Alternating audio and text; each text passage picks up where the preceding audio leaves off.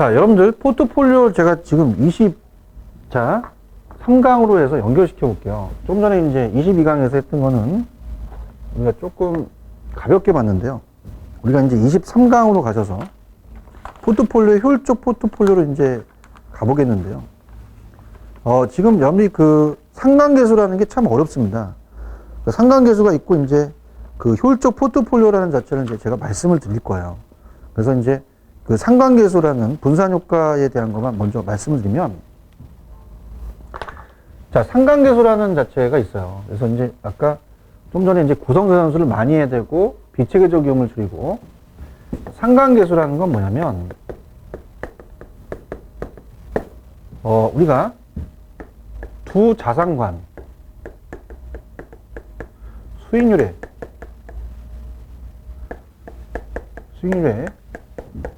수익률 움직임의 크기를 계수화시킨 겁니다. 그래서 A와 B가 있어요. 그럼 A와 B를 봤을 때 수익이 같은 방향이 있고 반대 방향이 있을 수 있다는 얘기죠. 중요하기 때문에 제가 끊고 갔는데, 자, 그럼 어떻습니까? 어떻게 생각하세요? 만약에 주식회사 하림에 투자를 했는데 얘가 모르고 뭐 네네치킨, 교촌, BBQ, 당 만드는 데만 투자했어요. 조류독감에 터져서 다 작살났다는 얘기예요. 그럼 분산효과가 없죠. 상관계수라는 건 상관이 적어야 된다는 얘기입니다. 그죠? 그래서 만약에 대학교 교과서에 우산과 우비는 성격이 같기 때문에, 자, 비가 많이 오면 많이 팔리는데 비가 안 오면 작살나요. 근데 우산과 집시는 반대이기 때문에 우산이 많이 팔리면 집시는 안 팔릴 수도 있죠. 그러니까 상관이 적어야 된다는 것은 우리가 상관이 많으면 안 돼요. 동일한 게 아니라 반대 방향입니다. 같으면 플러스고 반대 방향은 마이너스예요. 자, 그래서 우리가 만약에 예를 들어서 우리가 도둑놈이 2명이 도망가면서 경찰관이 쫓아오는데 양갈래길이 있어요. 그럼 한쪽 길로 가는 게 아니라 어떻습니까? 양갈래길로 가면 경찰관이 어머 피할 수 있죠. 그러니까 비체계적 위험은 반대일수록 위험을 줄일 수 있다는 얘기예요. 자, 그래서 자, 우리가 만약에 자, 이거는 마이너스 1, 0, 플러스 1까지가 있습니다. 그러면은 자, 플러스 1은 거의 10%가 동일 방향이에요. 수익이 같으면서. 플러스 1은 비체계적 위험을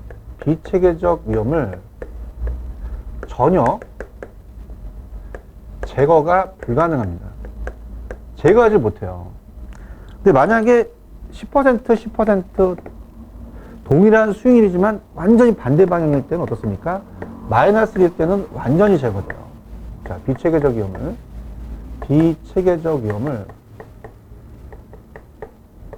완전히 제거입니다. 그럼 일단은 플러스가 보다 마이너스가 좋기 때문에 상관이 적어야 돼요. 자, 여러분들이 경찰관이 와서 여기 사건에 상관이 있으세요? 그럼 상관이 없다고 하셔야 돼요. 상관계수 낮아야 된다는 거거든요. 그래서 자, 아까 우리가 페이지 189페이지 가시면 넘겨보세요. 자, 190페이지 가시면 이 디귿에 보시면 상관계수가 플러스 1일 때는 A, B의 위험을 투자비율에 따라서 가중평균한 값이 상관계수가 마이너스일 때는 그 위험을 줄인다고 했고요. 그 다음에 190페이지 밑에 하단에 보시면은 자, 분산 투자 효과라는 게 있을 겁니다. 자, 분산 투자 효과라는 건 뭐냐면, 자, 위험 제거 대상은 비체계적 위험 뿐이다. 그죠? 체계적은 안 돼요. 체계적으로 제거하지 못합니다. 상관계수가 플러스일 때 위험 감소 효과가 없어요. 마이너스일 때가 최대가 됩니다. 그래서 마이너스 1, 플러스 1 사이에서 취했을 때 위험 감소 효과가 존재한다. 그래서 포트폴리오 기대 수익은 상관계수가 관계없이 일정한데요. 그 구성자산수가 많을수록 위험 감소 효과가 있어요. 이렇게 보시면 되고요. 투자 기회 집합이라는 것은 우리가 최소 분산선은 투자 기회 집합 중 기대 수익률 수준에서 위험이 가장 작은 포트폴리오를 연결하는 선이다. 효율적 포트폴리오라는 걸 위에 있는 건 제가 말씀을 좀 드려볼게요. 자, 효율적 포트폴리오라는 자체. 자, 갑니다. 자, 효율적 포트폴리오는, 자, 효율적 포트폴리오라는 얘기를 한번 해보고요. 자, 이걸 연결한 전선이 효율적 전선이라고 얘기합니다. 자, 그래서 좀 전에 이제 우리가 가볍게 기대 수익률이라는 것을 새로 있었고요. 자, 이걸 제가 평균이라는 걸 얘기했습니다. 평균을 내서 우리가 기대 수익률을 구하죠. 그래서 기대 수익률은 각 상황별 확률을 그 기대 수익에다가 곱해서 더해서 평균적 수익률을 얘기합니다. 평균을 얘기하고요. 자, 분산은 위험이에요. 분산은 위험이다. 자, 그럼 어떻습니까? 우리가 수익은 무조건 높아야 되죠. 10%, 20%, 30%, 40%. 위험은 낮아야 돼요. 10, 20, 30, 40으로 봤을 때. 자, 어떻습니까? 이렇게 이제 좌표상이 나타나는 거죠. 그럼 좀 전에 여러분들 제가 구성 항목 수를 많게 할수록 좋다고 말씀을 드렸잖아요. 그죠? 그러면 우리가 A, B, C, D, E, F, G, H, I, J라고 한다면, 자, 평균 분산 결정법은 평균이 같다. 수익 같으면 위험이 낮은 거. 얘네들 지배해서 평균 분산 지배해 오리라고 해요. 얘네들은 수익 같은데 위험이 낮은 거니까 얘를 선택해서 우리가 얘를 지배하죠.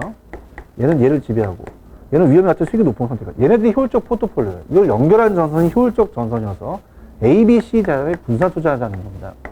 그래서 효율적 포트폴리오는 지배 원리에 동일한 위험 수준에서 가장 높게 기대 수익을 제공하는 투자 자산이에요. 여기서 효율적 포트폴리오 연결하는 전선을 효율적 프론티어, 이 전선을 프론티어라고도 얘기합니다. 프론티어. 그래서 이제 오른쪽에 자, 최적 포트폴리오의 선택이라는 것은 최적 포트폴리오의 선택은 효율적 투자자과 투자자의 무차별 곡선이 접하는 점에서 포트폴리오 선택한다. 자, 이것도 자주 출제될 수 있어요. 앞에서 우리가 만약에 이걸 연결한 전선이 효율적 전선이라고 봐봐요. 자, 효율적 전선은 상향합니다. 수익과 위험이 비례관계니까. 그럼 이 효율적 전선과 자, 그러니까 아래로 볼록한 애들이 있어요. 이렇게. 그래서 요게 이제 교차점이 아니라 접해야 됩니다. 그래서 요것들이 이제 무차별 곡선이에요. 차별 없는 곡선. 그러니까 무차별 곡선이라는 자체는 어디나 찍어도 차별이 없는 효용 곡선을 얘기합니다. 자, 요게 최적 포트폴리오가 되려면 이 두 가지가 교차점 하면은 두 점이 나오기 때문에 교차점이 아니라 접하는 점 해야 됩니다. 접점이 맞겠죠. 그죠? 이렇게. 그 다음에 자본시장선은 잘 출제가 되지 않아요. 그냥 밑에 디귿번에 자본시장선은 효율적 포트폴리오는 제한된 경우에만 적용이 가능하나 자본시장의 균형을 나타내는 이론은 부족하다. 그냥 그 정도만. 그럼 포트폴리오가 시험에 나옵니다. 그래서 집중이 아니라 분산. 공부를 많이 해야 되고요. 체계적이 아니라 비체계적 위험을 줄인다. 비체계적은 피할 수 있는 거죠. 상관계수는 수익이 반대 방향이 좋아요. 마이너스가 줘서 상관이 있습니까? 적어요. 상관이 적어요. 그 다음에 플러스 1일 때는 전혀 제거가 안 되고 마이너스 때는 완전히 제거된다. 자, 효율적 포트폴리오 연결한 전선은 효율적 전선이다. 그럼 ABC 대안이 아까 좋은 대안입니다. 분산 투자해야 되고 최적 포트폴리오는 무차별 곡선에 대한 이 곡선이 차별 없는 효용 곡선이 우리가 위험 회피형이 돼요. 앞에서 말하는 위험 회피형 투자가 있어요. 그래서 얘가 보통 아래로 블록합니다. 아래로 블록. 그래서 위험 쪽으로 햇볕닥을 내밀죠. 그래서 교차점이 아니라 접하는 점이다. 그렇게 가지고 있어요. 그래서 포트폴리오는 나올 가능성이 높습니다. 그래서 제가 23강에 와서 더 강조했던 거는 나오기 때문에 그래요. 그래서 조금 제가 좀 강의가 길어질 것 같아서 23강으로 와갖고 다시 했습니다. 정리 꼭 해주셔야 되고요. 포트폴리오는 23강에서 가장 키포인트가 되는 부분이니까 정리를 꼭 해주십시오. 그 다음에 넘기시면은, 자, 일단은 이, 어디가 되게 중요하냐면, 그, 패턴을 좀 바꿔서 193페이지 가시면, 재무 분석이라는 게 있습니다. 재무 분석. 자, 이 재무 분석이 출제 빈도가 높아요. 자, 분석하는 거기 때문에. 그래서 별표를 하나 쳐놓으시고, 2개 정도 쳐놓으시고 들어가 볼게요. 자, 재무 분석과 재무 비율이 있습니다. 그래서 우리가 이제 재무 분석이라는 자체는, 자, 재무제표가 있어요. 두 가지입니다. 재무상태표죠. 대차제표가 제가 재무상태표라고 말씀드렸죠. 그래서 대차제표가 재무상태표로 바뀌어서 특정 시점을 얘기합니다. 특정 시점. 그래서 특정 시점이 중시되는 거죠. 그래서 우리가 만약에 차변과 대변이 있다. 그럼 아까 이제 자산이라는 목록이 자본, 부채가 타인 자본이고 자본이 타인 자본이, 부채가 타인 자본이 자본이 자기 자본이거든요. 그러면 만약에 은행에서 돈을 빌려줄 때 결산서에 재무상태표를 봐요. 그럼 만약에 지금 2016년 1월 15일이다. 그러면 지금 현재 시점에 우리가 부채를 봅니다. 그렇기 때문에 특정 시점을 봐요. 그래서 부채로 기록이 되면 안 빌려주겠죠. 그러니까 재무에 관련된 여러 가지 표입니다. 재무에 관련된 여러 가지 표. 근데 손익계산서는, 손익계산서는 우리가 1월 1일서부터 12월 30일까지를 봐요. 그래서 포괄 손익계산서, 장기적인 미래 기간입니다. 그래서 우리가 기간을 봅니다. 그래서 일정한 기간 동안의 상태를 보는 거죠. 그래서 시점을 보는 것은 우리가 경제학적 입장에서 절약이고, 일정한 기간은 유량이다. 자, 이렇게 이제 하는 게 가장 핵심적인 내용이죠. 자, 이렇게 해서 이제 보시면 되면서, 자, 내용을 이제 볼게요. 자, 재무 분석에 의해 기업 가치의 극대화입니다. 재무 관리의 목표인 기업 가치의 극대화를 위해서 적절한 자본 조달을 통해서 자본 구조를 최적으로 유지하고 조달된 자금으로 최적의 자산 운영과 투자 결정을 하여야 한다. 자, 정의 갑니다. 재무 분석에. 기업의 자본 조달과 자본 운영이 효과적인 기업의 상태를 파악하고 문제점을 분석하는 것을 재무 분석이라고 해요. 또는 경영 분석이라고 합니다. 그럼 재무 분석은 주로 좀 전에 봤던 손익계산서나 대차대조표가 재무상태표로 좀 바뀌었죠. 로 재무적 자료를 이용해서 분석하기 때문에 비율 분석이라고도 합니다. 그러면 재무 비율에 대한 그 의의와 활용해서, 자, 채권자들은 주로 단기 지급 능력이나 자본 구성, 또 이자 지불 능력 등에 관심을 두고 주주는 수익성, 경영자들은 전반적인 비율에 관심을 가집니다. 또한 금융기관, 정부에서도 재무 비율을 각종 규제 및 지도수단을 또 이용하고 있어요. 자, 표준 비율은 뭐냐면 어떤 기업이 재무 비율을 산출하였을 때 현재의 상태를 판단하기 위해서는 비교 기준이 필요합니다. 이러한 비교 기준을 표준 비율이라고도 하고, 얘는 동일한 산업에 속해 있는 기업들의 평균 비율을 이용하거나 분석 대상 기업의 과거 평균 비율을 이용하기도 합니다. 자, 장단점은 뭐냐면, 장점은 좀 전에 봤던 손익계산서와 대차대표 등의 재무제표를 근거로 해서 한 재무 비율 분석은 어떻습니까? 비교적 쉽게 어떤 기업의 재무 상태 및 경영 성과를 살펴볼 수 있다는 장점이 있어요. 기업이 어떤지 손쉽게 볼 수 있는 거죠. 근데 단점은, 넘겨보시면은, 단점은 이 재무 비율 분석은 과거의 회계 정보에 의존하고 있습니다. 그 다음에 회계 처리 방법이 다른 기업들 간의 비교가 좀 어렵고, 비교 기준이 되는 이 표준 비율의 선정이 어려워서 종합적인 분석이 어렵다는 등의 문제점이 있어요. 그래서 이러한 단점을 보완하기 위해서 추세 분석이라든지 아니면 기업 간 비교라든지 아니면 지수법, 듀퐁 재무 분석 체계 등을 이용합니다. 그래서 우리가 이제 재무 비율의 종류가 굉장히 중요해요. 여기. 그래서 2014년에 또 출제가 됐죠. 최근에도 출제가 됐는데, 자, 여기가 이제 오늘 중요하다는 겁니다. 그래서 우리가 이제 살펴볼 게 여기가 이제 핵심적인 내용이에요. 194페이지. 양가로 이번에 재무 비율의 종류입니다.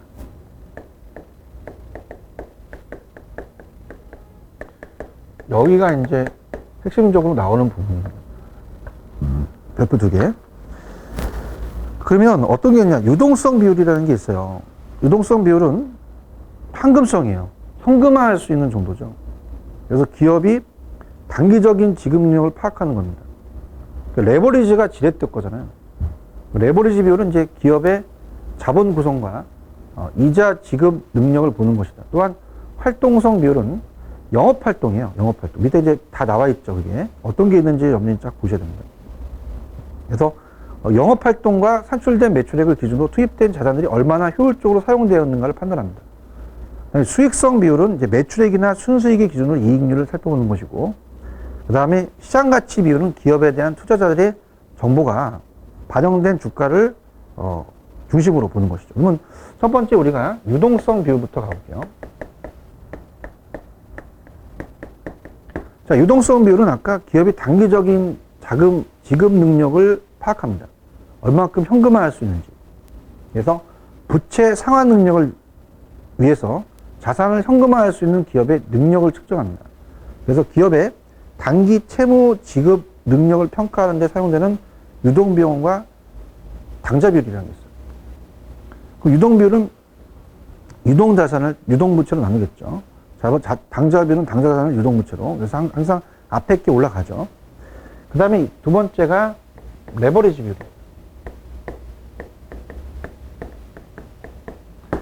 자, 얘는 기업의 자본 구성과 이자 지급 능력을 보는 것이죠. 그래서 우리가 어떻습니까? 기업의 타인 자산에 대한 의존도를 나타내는 비율로서 부채 비율과 이자 보상 비율이라는 게 있어요. 그래서 부채 비율.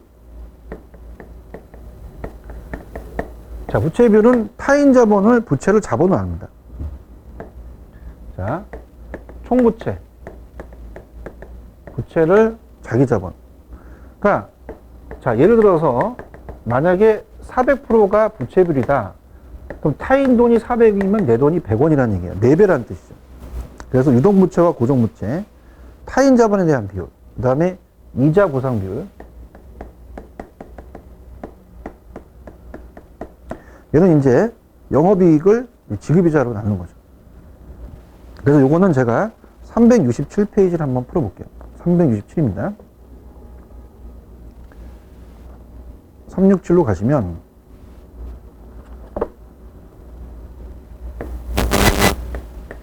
자, 12번 문제 기다리고 있습니다. 367에 12번. 자, 전략적 이익 모형 SPM에 관한 설명을 가장 올바르지 못한 것은 자, 2번 레버리지 비율은 기업의 장단기 차입금에 의존하고 있는 정도를 나타낸다. 이 비율이 높다는 것은 차입금보다 자기 자본에 대한 의존도가 높고 재무구조가 안정되어 있음을 의미하는 것과 성장 가능성은 낮다. 자, 레버리지 비율은 총자산을 순자본으로 나눌수록 순자본이기 때문에 낮을수록 기업의 자금 운영 과정에서 부채보다 자기 자본에 대한 더 크게 의존하다는 것을 의미합니다. 낮은 레버리지 비율은 경영자의 보수적 위험회피 성향을 방해한다는 거죠. 그래서 정답은 2번이 틀렸다는 거. 그래서 제가 지금 레버리지에 대한 비율 했었죠. 이렇게 보시면 되고, 그 다음에 이제 세 번째는 활동성 비율입니다.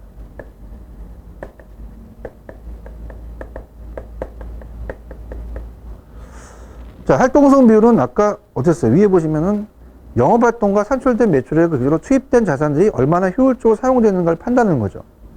그래서 밑에 보시면 이제 오른쪽에 어때요?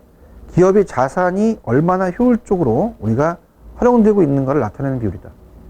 그래서 매출 채권의 회전율이든지 매출 채권 얼마큼 회전자산이냐, 재고자산 회전율, 유용고정자산 회전율, 총자산 회전율. 그러니까 총자산 회전율은 내가 총자산이 있으면 매출액이 얼마만큼 올리냐는 거죠. 회전율이 높을수록 좋은 거지. 그 다음에 재고자산에 대한 매출액 이렇게 해서 그렇게 보시면 됩니다. 그 다음에 수익성 비율로 갑니다.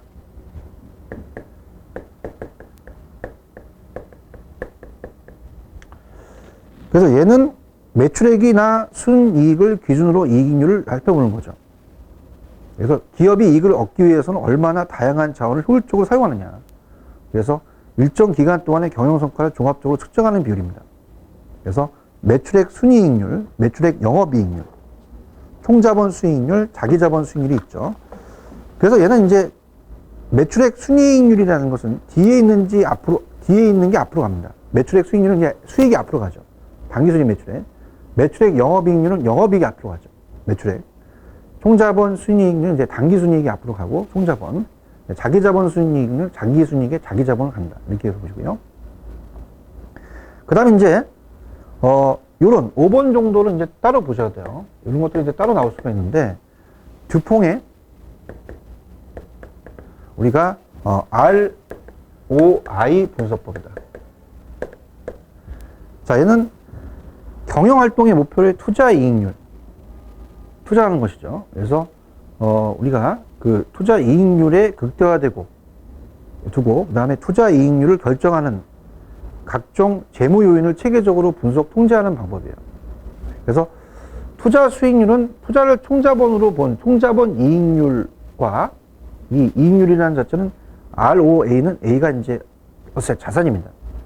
투자를 자기 자본으로 본 자기 자본 이익률, ROE라는 것은 자기 자본이죠. 그래서 ROA와 그 다음에 ROE가 틀리겠죠.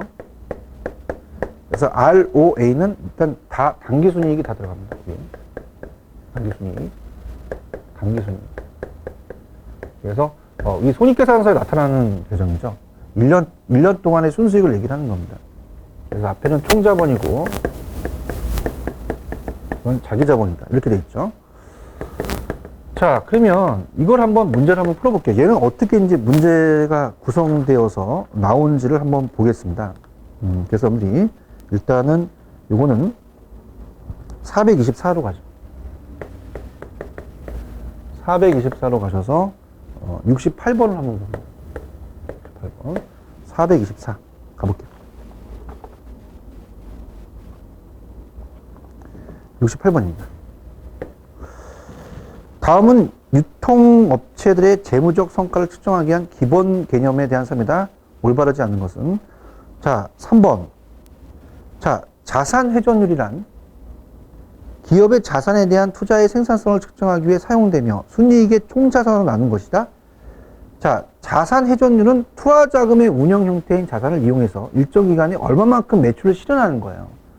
자산의 회전율이죠. 자산 이용도를 나타내는 비율입니다. 즉, 매출액을 총자산 나눠서 내가 총자산은 1억이면 매출액이 1억이다. 1회전 됐고 2억이다. 그러면 2회전 됐죠. 그럼 자산 회전율은 고정자산 회전율, 매출채권 회전율 등이 있는데 이 비율이 높아서 수익성이 높아집니다. 근데 3번은 순이익을 총자산으로 나눈 값은 자산 수익률이라고 하셔야 돼요. 그래서 요게 지금 봤던 거죠. 그래서 3번이 정답이라는 것을 꼭 연결시켜 주세요. 연결시켜 주시고 그 다음에 이제 우리가 중요한 게 양가로 3번이 중요합니다. 양가로 3번. 손익분기점이라는 것은 재무 비율 분석에 아주 중요한 겁니다. 그래서 요게 이제 우리가 손익분기점을 따로 이제 우리가 제목을 보겠는데 195페이지 손익분기점 분석입니다. 요거 중요합니다. 손익분기점 분석. 자, 그래서 어떻습니까? 우리가 손익분기점을 맞춰야 된다는 얘기죠. 그래서 이제 우리가 손익분기점 BEP라고 하죠. 매년 우리가 2014년에 출제가 됐는데요. 자, 그럼 이겁니다. 우리가 이익은 우리가 예를 들어서 수익에서 비용을 빼는데 이 순수익이 제로가 되는 거예요. 그래서 수익과 비용이 같은 겁니다. 그래서 우리가 영어로 BEP라고 하죠. 그래서 매출액 총수익과 총비용이 일치하여 이익 또는 손실이 발생하지 않은 조업도입니다. 생산량, 판매량, 매출액을 말합니다. 즉 손익분기점보다 적게 팔리면 손해를 보게 되고 그 이상 팔리면 이익을 기대하는 거죠. 넘기시면 비용과 수익이라는 개념이 있는데 비용 코스트죠. 기업 내 발생하는 총비용은 조업도에 관계없이 일정하게 발생하는 고정비와 조업도의 증감에 비례해서 증감하는 변동비가 있어요. 그러니까 변동비는 예를 들어서 직접 재료비, 직접 노무비, 소모품비 판매 수준은 이제 바뀌겠죠. 그 다음에 고정비에는 속하는 것은 이제 몇 가지 비용 항목에는 건물, 기계, 감가상각비는 일정씩 들어가죠. 관리직의 인건비, 수선유지비, 재수공과금, 보험료, 임차료, 지급이자 등을 들 수 있습니다. 자, 수익은 기업이 고객에게 재환환율을 제공하고 그 대가를 받는 거죠. 그래서 경영활동을 결과이며 자본의 증가를 가져오는 원인이다. 수익은 일정한 단위당 판매가를 가정해서 조업도에 비례해서 증가하는 과정합니다. 자, 그럼 이걸 분석을 해보겠는데요. 자, 우리가 이제 손익분기점을 구하면 우선 비용, 변동비와 고정비, 수익, 매출액의 이익의 관계를 다음과 같이 수식으로 나타내는데, 자, 매출액에서, 자, 우리가 이익은 간단하게 매출액에서 총비용을 빼요. 그러면 매출액에서 빼기 변동비와 고정비가 있다 그랬죠. 이렇게 빼게 됩니다. 그래서 우리가 A 플러스 B 마이너스 우리가 A 플러스 B는 당연히 A 마이너스 B가 둘 다 빼야 되는 거죠. 이렇게. 그다음에 이제 나와 있는 그 매출액은 판매 단가에서 매출량을 곱해서 변동비 고정비를 빼고, 그 다음에 판매 단가 매출량에서 단위당 변동비 매출량에서 고정비를 또 빼고, 그 다음에 밑에 나와 있는 것도 똑같은 겁니다. 그러면 순수익을 제로로 놓고 이에 대응하는 매출량 수준을 구하면 다음과 같다. 그래서 0이 된다는 건 판매 단가 마이너스 단위당 변동비 매출량 마이너스 고정비인데요. 자, 밑에 매출량이라는 것은, 자, 매출량을 봅니다. 계산 문제를 갈 건데요. 자, 매출량은 위가 고정비가 올라가요. 올라가고, 그 다음에 판매 단가에서 단위당 변동비를 뺍니다. 단위당 변동비. 자, 이걸 가지고 한번 문제를 한번 풀어볼게요. 그래서 밑에 어느 기간에 매출량이 손익분기점을 초과할 경우 이익이 발생하고 미달할 경우는 손실이 발생한다는 건 이해 가시겠죠? 자, 그래서 문제를 한번 풀어보도록 하겠습니다. 기출 문제를 한번 풀어보고요. 자, 그 다음에 이제 위에는 변동비가 아니라 고정비라는 거. 자, 이렇게 봅니다. 자, 그래서 이제 그런 식으로 이제 이걸 문제를 풀고 마무리 하겠는데요. 자, 일단 여러분들이 교재 371페이지로 갑니다. 371.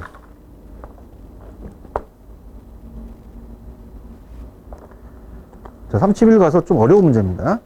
371. 계산 문제니까 천천히 가볼게요. 371.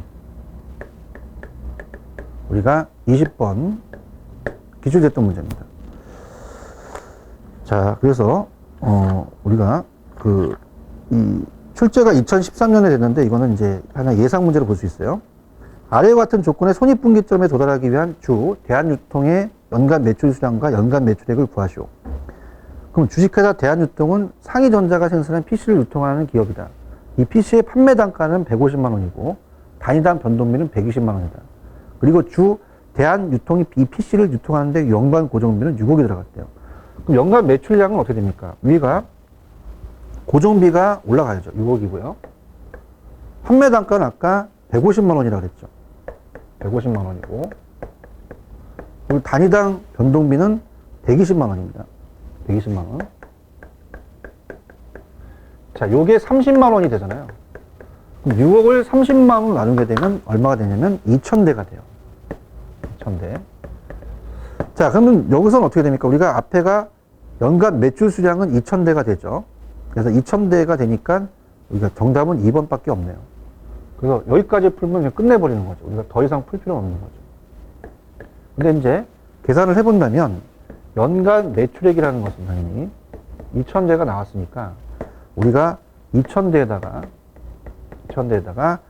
단위당 판매 단가가 150만 원이잖아요. 150만 원을 이제 곱하니까 당연히 30억이 된다. 요렇게 요거 문제 꼭 풀어보시기 바랍니다. 그래서 손익분기점 문제는 한 문제 정도가 배정이 될 수가 있어요. 그죠? 그래서 그렇게 보시고요. 그래서 이제 이번 시간에 이제 제가 23강으로서 190페이지에서부터 효율적 포트폴리오 봤죠. 그래서 이 효율적 포트폴리오를 이어서 포트폴리오가 시험에서 잘 나옵니다. 그 다음에 이제 여러분들이 넘기셔서 194페이지에 재무 비율에 대한 종류, 유동성 비율, 레버리지 비율을 풀었죠. 활동성 비율, 수익성 비율, 그 다음에 듀퐁의 ROI 분석법에서 우리가 ROA와 ROE를 가지고 제가 말씀을 드렸어요. 그 다음에 손익분기점에서 넘겨보시면은 지금 기출문제가 출제가 2013년에 됐고 371페이지 20번 문제 꼭 기억하시기 바랍니다. 그래서 24강은 자본구조와 배당정책이에요. 그래서 여기는 뭐 그렇게 출제 빈도가 높지는 않습니다. 그래서 자본구조랑 내가 배당정책은 또 어떤 정책이 있는지 이런 것들은 제가 다음 시간에 연결시켜서 할게요. 그래서 지금 여기서는 여기까지만 끊어서 보시기 바랍니다. 그죠? 그래서 이제 우리가 이 자본구조와 배당정책은 다음에 시간에 보도록 하겠습니다. 여기까지 하고요. 포트폴리오와 이 재무비율에 대한 분석을 꼭 여기 숙지를 다시 하시기 바랍니다. 여기까지입니다. 수고하셨습니다.